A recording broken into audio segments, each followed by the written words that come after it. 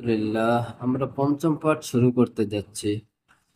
যুক্ত অক্ষর নমুনা স্বরূপ কয়েকটি যুক্ত অক্ষর লিখে দেওয়া হলো। ভালোভাবে লক্ষ্য করে অক্ষরগুলি চেনার চেষ্টা করুন। আলিফ, লাম, লাম হা। মিম, হা, মিম দাল। বা, সিন মিম। বা, লাম বা। লাম আলিফ।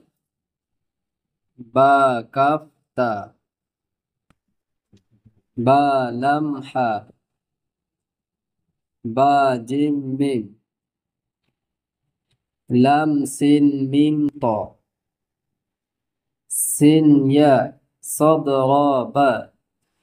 মিম সা লাম আলিফ। ফা তা হা।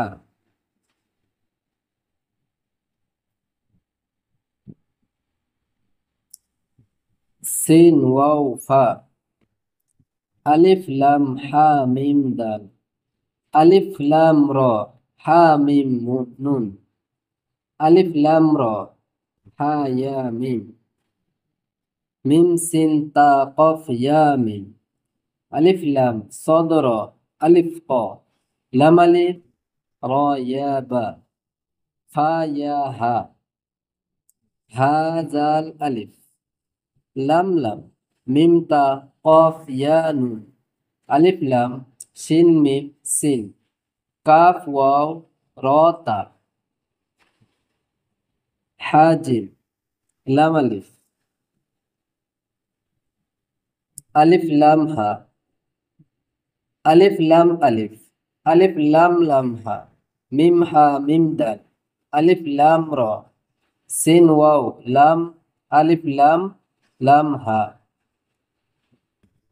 লা ইলাহা ইল্লাল্লাহু মুহাম্মাদুর রাসূলুল্লাহ। মিম সিন তা দদ। আইন ফা ইয়া নুন। মিম জাল। মিম বা জাল। বা ইয়া নুন। আইন লাম ইয়া ওয়াও নুন।